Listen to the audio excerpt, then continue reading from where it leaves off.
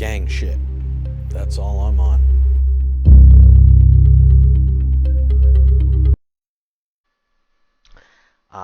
We are gonna watch today one of the best 5-minute videos on economics that I've ever seen. It also deals with the rise and fall of empires, going back a little ways. Haven't seen this version of it. I've watched the full version, which is a 45-minute video. If you find this topic interesting, I highly recommend that you go watch the more expansive video. A lot of interesting commentary and detailed explanations by an expert. I studied the 10 most powerful empires over the last 500 years and the last 3 reserve currencies. It took me through the rise and decline of the Dutch Empire and the guilder, the British Empire and the pound, the rise and early decline in the United States Empire and the dollar, and the decline and rise of the Chinese Empire and its currencies, as well as the rise and decline of the Spanish, German, French, Indian, Japanese, Russian, and Ottoman empires, along with their significant conflicts, as measured in this chart. To understand China's patterns better, I also studied the rise and fall of Chinese dynasties and their monies back to the year 600. Because looking at all these measures at once can be confusing, I'll focus on the 4 most important ones: the Dutch, British, US, and Chinese. You'll quickly notice the pattern. Now let's simplify the form a bit.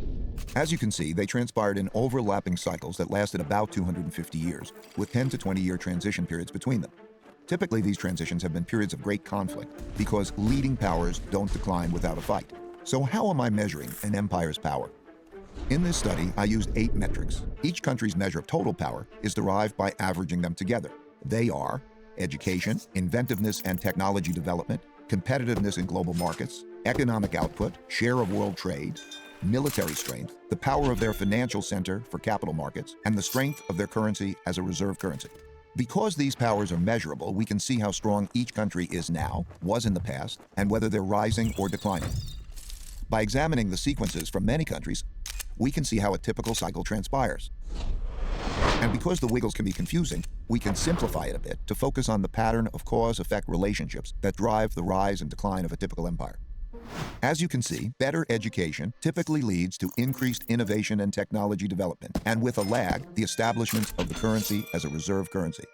You can also see that these forces then decline in a similar order, reinforcing each other's decline. Let's now look at the typical sequence of events going on inside a country that produces these rises and declines. In a nutshell, the big cycle typically begins after a major conflict, often a war, establishes the new leading power and the new world order. Because no one wants to challenge this power, a period of peace and prosperity typically follows. As people get used to this peace and prosperity, they increasingly bet on it continuing. They borrow money to do that, which eventually leads to a financial bubble. The empire's share of trade grows, and when most transactions are conducted in its currency, it becomes a reserve currency, which leads to even more borrowing. At the same time, this increased prosperity distributes wealth unevenly, so the wealth gap typically grows between the rich haves and the poor have-nots. Eventually, the financial bubble bursts, which leads to the printing of money and increased internal conflict between the rich and the poor, which leads to some form of revolution to redistribute wealth. This can happen peacefully or as a civil war.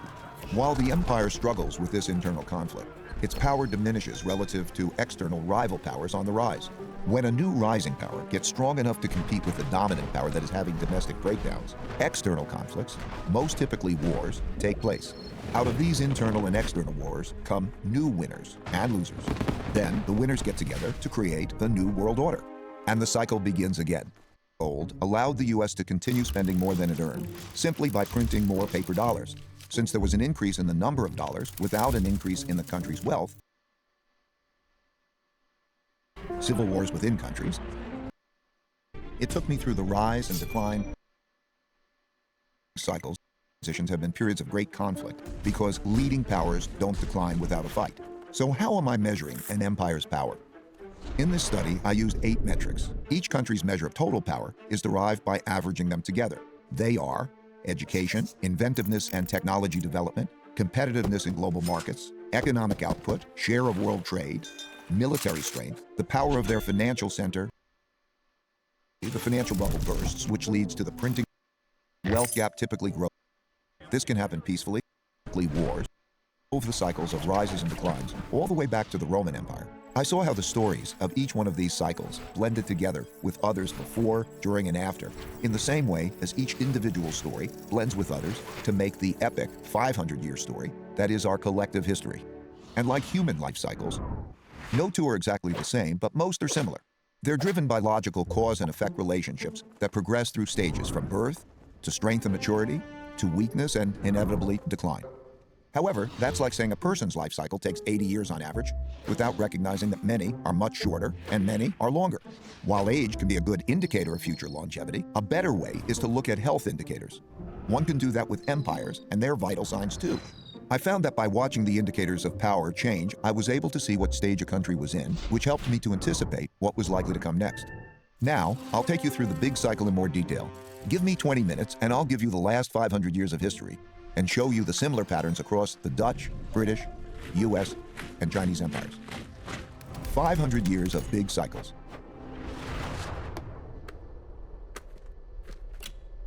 I'm going to describe the typical cycle by dividing it into 3 phases: the rise, the top, and the decline. The rise. Successful new orders that rise. So this is excellent, and I'm going to let this part play simply because it really explains our arc a lot better and gives a couple different versions of it and the parallels between them. But it also foreshadows the potential of the next rising power. Both internal and external, are typically started by powerful revolutionary leaders doing 4 things. First, they win power by gaining more support than the opposition. Second, they consolidate power by converting, weakening, or eliminating the opposition so they don't stand in their way. Third, they establish systems and institutions that make the country work well. And fourth, they pick their successors well, or create systems that do that. Because a great empire requires many great leaders over several generations.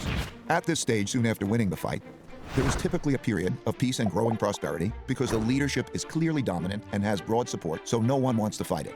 During this phase, leaders within the country have to design an excellent system to raise the country's wealth and power. First and foremost, to be great, they must have strong education, which is not just teaching knowledge and skills, but also strong character, civility, and work ethic.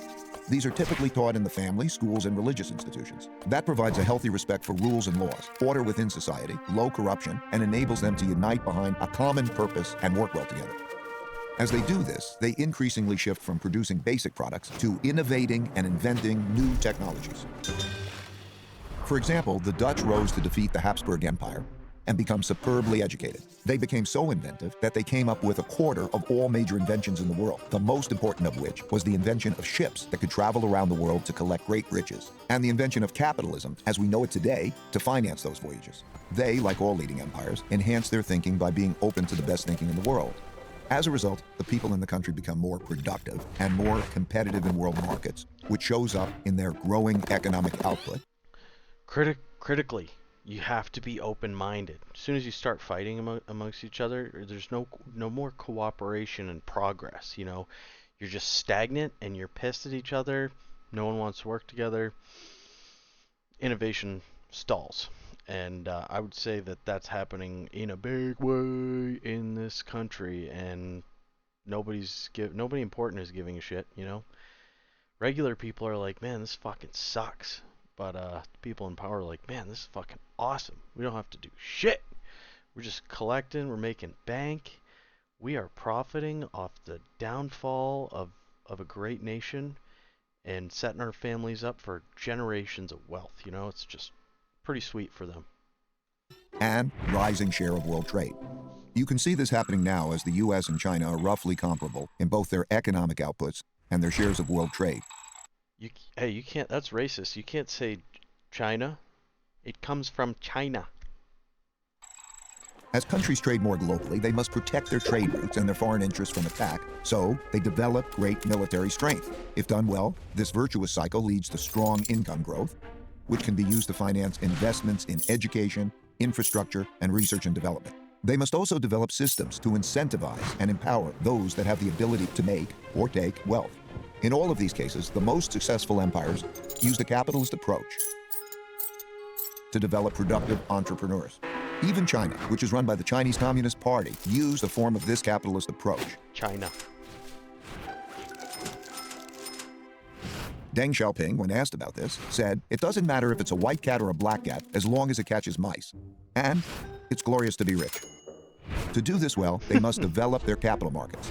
Most importantly, their lending, bond, and stock markets. That allows people to convert their savings into investments to fund invention and development and share in the successes of those who make great things happen. The Dutch created the first publicly listed company, the Dutch East India Company, and the first stock market to fund it, which were integral parts of the system that produced massive wealth and power. As a natural consequence, the greatest empires developed the world's leading financial centers for attracting and distributing the world's capital. Amsterdam was the world's financial center when the Dutch were preeminent. London. First financial bubble was tulips, dried tulips. That makes a lot of sense, right? Anybody looking to buy some dried tulips? I'm selling dried tulips for like 20 grand. So just get in touch. Leave a comment if you want to buy one. When the British were on top, New York is now, and China is quickly developing its financial centers. Most importantly, the capitalists, the governments, and the military must work together. Not only did the Dutch work well together, they were one and the same. The Dutch East India Company was granted a trade monopoly from the government and had its own officially sanctioned military to go out into the global markets to make and take wealth. The British followed with the British East India Company and had a similar coordination of their government, business, and military operations. The U.S. military-industrial complex followed suit, as does the Chinese system today.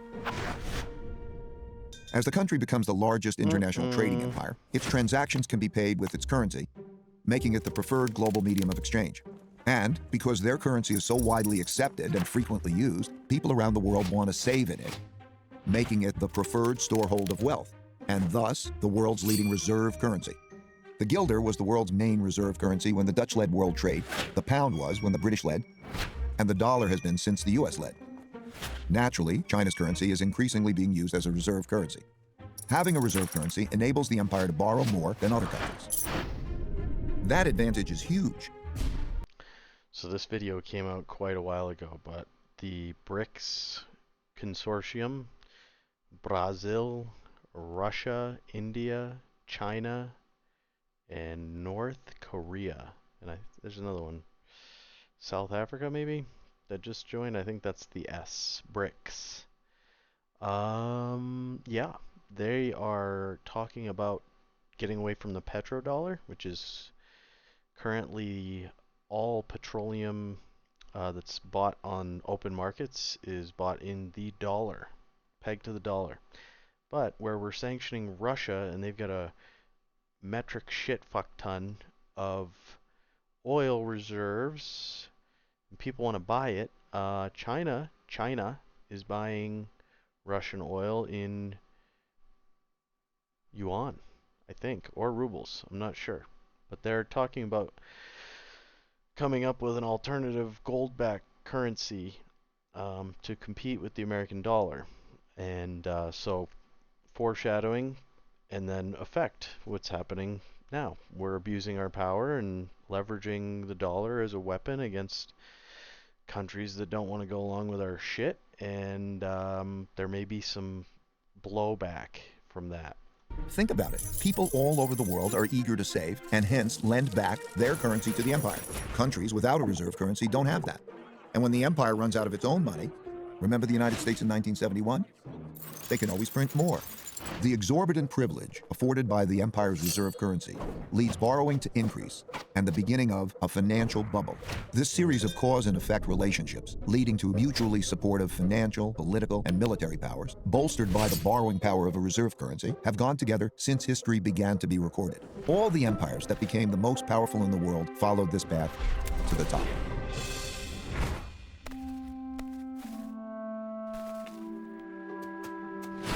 While in the top phase, most of these strengths are sustained, embedded within the fruits of their success are the seeds of their decline. As a rule, as people in these rich and powerful countries earn more, that makes them more expensive and less competitive relative to people in other countries who are willing to work for less.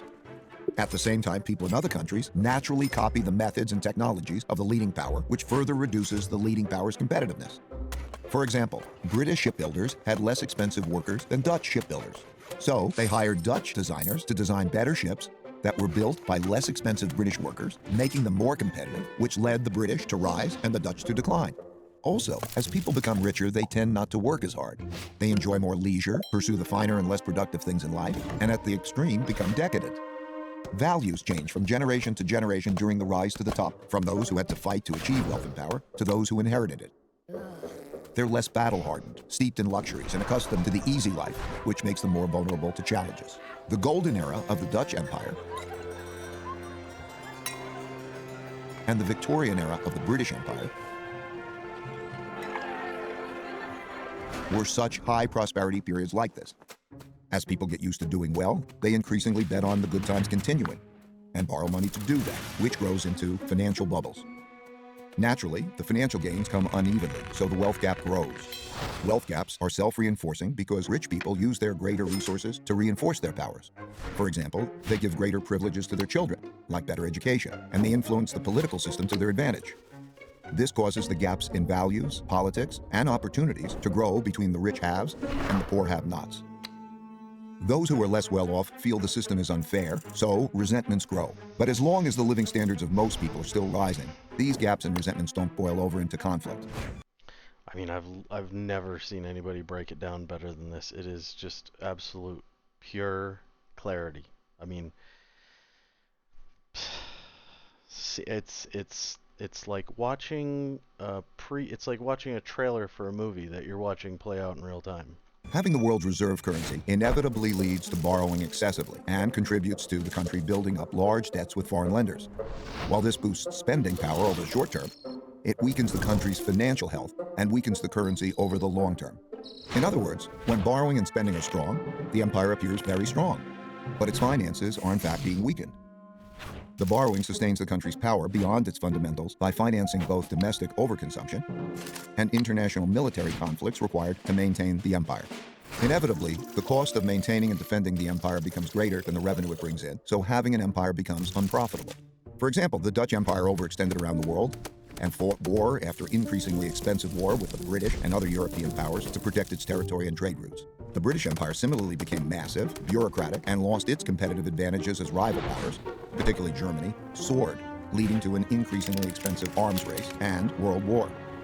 The U.S. has spent about $8 trillion on foreign wars and their consequences since September 11, and trillions more for other military operations and for supporting military bases in 70 countries. And it still isn't spending enough to support its military competition with China in the area around China.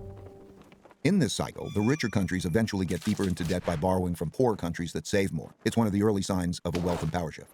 This started in the United States in the 1980s when it had a per capita income 40 times that of China's and started borrowing from Chinese who wanted to save in dollars because the dollar was the world's reserve currency.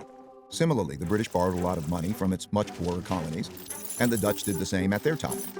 If the empire begins to run out of new lenders, those holding their currency begin to look to sell and get out rather than to buy, save, lend, and get in. And the strength of the empire begins to decline. The decline. The decline comes from internal economic weakness together with internal fighting or costly external fighting, or both. Typically, the decline comes gradually and then very suddenly. When debts become very large and there is Anyone still confused about why China might want to use TikTok to pit us against each other? You still think it's just some harmless arguments over social issues, or do you think it's a breakdown of the fabric of society that is going to lead to our loss of our position as a leader of the world? Because we can't even get along. How are we going to lead the world? We can't even figure our own shit out, and other countries can see that.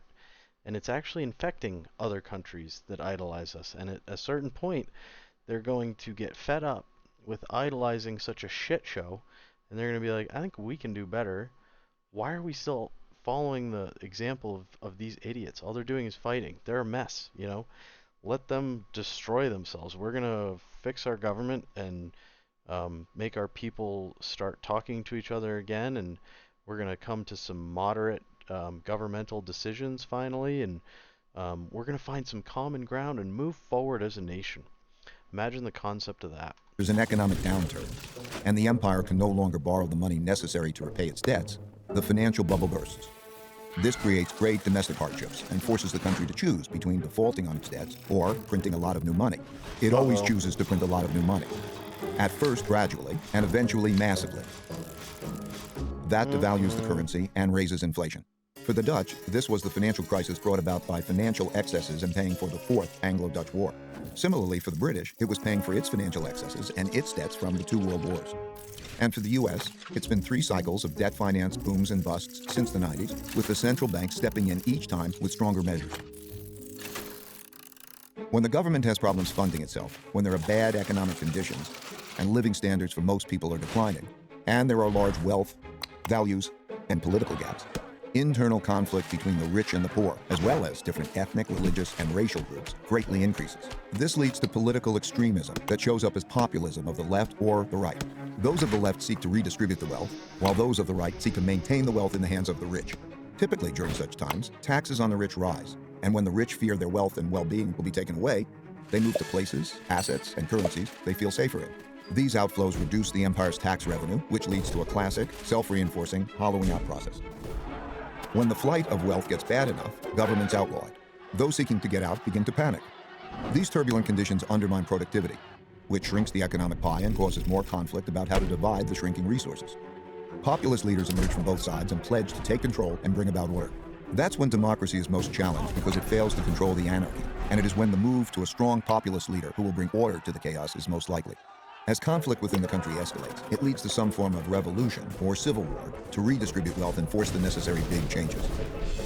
This can be peaceful and maintain the existing order, but it's more often violent and changes the order. For example, the Roosevelt Revolution to redistribute wealth was relatively peaceful and maintained the existing internal order, while the French Revolution, the Russian Revolution, and the Chinese Revolution were much more violent and led to new internal orders. This internal conflict makes the empire weak and vulnerable to rising external rivals who, seeing this domestic weakness, are more inclined to mount a challenge. This raises the risk of great international conflict, especially if the rival has built up a comparable military. Defending oneself and one's empire against rivals requires great military spending, which has to occur as domestic economic conditions are deteriorating and the empire can least afford it.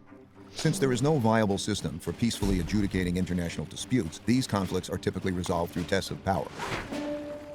As bolder challenges are made, the leading empire is faced with the difficult choice of fighting or retreating. Fighting and losing is the worst outcome, but retreating is bad too, as it cedes progress to the rival and signals that the empire is weak to those countries that are considering which side to be on. Poor economic conditions cause more fighting for wealth and power, which inevitably leads to some kind of war. Wars are terribly costly. At the same time, they produce the tectonic shifts that realign the... I mean, we're playing a very dangerous game here because we are fighting to maintain our sphere of influence, but at the same time we are galvanizing the opposition. China and Russia have never been closer. China sees that Russia is vulnerable and needs a partner, and it is right there for their neighbor, while still trying to somewhat placate us, but they don't have to do that much because we are heavily dependent on them. And that's kind of happened since the trade agreements in the 90s. Clinton started that whole labor migration to China, outsourcing factories, training the Chinese workforce, building up their infrastructure instead of our own, and all just for some cheap electronics, you know, and fentanyl. Beautiful. It's really worked out great. 10 out of 10. To the new realities of wealth and power in the world. When those holding the reserve currency and debt of the declining empire lose faith and sell them, that marks the end of its big cycle. Of the roughly 750 currencies that existed since 1700, less than 20% now exist, and all of them have been devalued. For the Dutch, this happened after their defeat in the Fourth Anglo-Dutch War, when they weren't able to repay the massive debts they built up during it.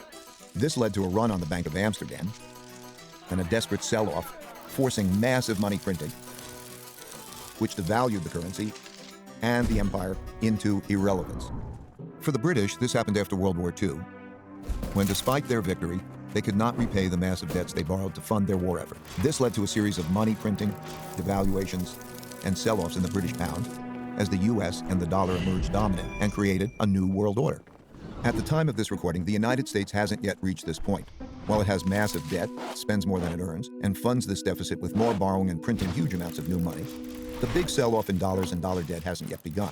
And while there are great internal and external conflicts occurring for all the classic reasons, they've not yet crossed the line to become wars. Eventually, out of these conflicts, whether they're violent or not, come new winners who get together and restructure the losers' debts and political systems and establish the new world order. Then, the old cycle and empire ends, and the new one begins, and they do it all over again. That's a lot of detail I just threw at you to paint a picture of how the typical big cycle transpires. Of course, not all of them transpire in exactly this way, but most largely do. So much so that it seems like the stories of rises and declines stay essentially the same, and the only things that change are the clothes the characters wear and the technologies they use. So, where are we heading?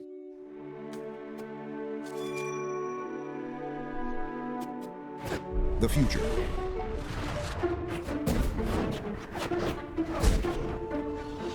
Most empires have their time in the sun and inevitably decline. Reversing a decline is difficult because that requires undoing a lot that's already been done, but it's possible. This is why the fact that we have no good choices for our leadership, we keep giving, as South Park put it, we get the choice between a shit sandwich and turd burger, something like that. We're voting for the lesser evil. We're not voting for a candidate we actually want, or a candidate that is actually going to do, good things for America, get rid of corruption. I don't know what force is going to prompt big change that's needed, but in the absence of something generating some change or movement in the right direction, we're headed down. We're headed. We can't even talk to each other. That's it's a pretty core level problem. Fighting about nonsense. We're fighting about everything. Looking at these indicators, it's pretty easy to see which stage of the big cycle an empire is in, how fit it is, and whether its condition is improving or worsening, which can help one estimate how many years it has left. Still, these estimates aren't precise, and the cycle can be extended if those in charge pay attention to their vital signs and improve them. For example, knowing that a person is 60 years old, how fit they are, whether they smoke or not, and a few other basic vital signs, one can estimate the person's longevity. One can do that with empires and their vital signs too. It won't be precise, but it will be broadly indicative and give clear direction on steps to take to increase longevity. It's most often the case that a nation's greatest war is with itself, over whether or not it can make the hard decisions needed to sustain success. As for what we need to do, it comes down to just two things: earn more than we spend and treat each other well. All other things I mentioned, strong education, inventiveness, being competitive, and all the rest, are just ways of getting at these two things. It's easy to measure if we're doing them. So like people who want to get fit, let's get on the program and improve our vitals. Let's do that individually and collectively. Fucking America, dude. My goal for sharing this do picture of how the world works and a few principles for dealing with it well is to help you recognize where we are and the challenges we face, and to make the wise decisions needed to navigate these times well. I'm not suicidal. I would never kill myself.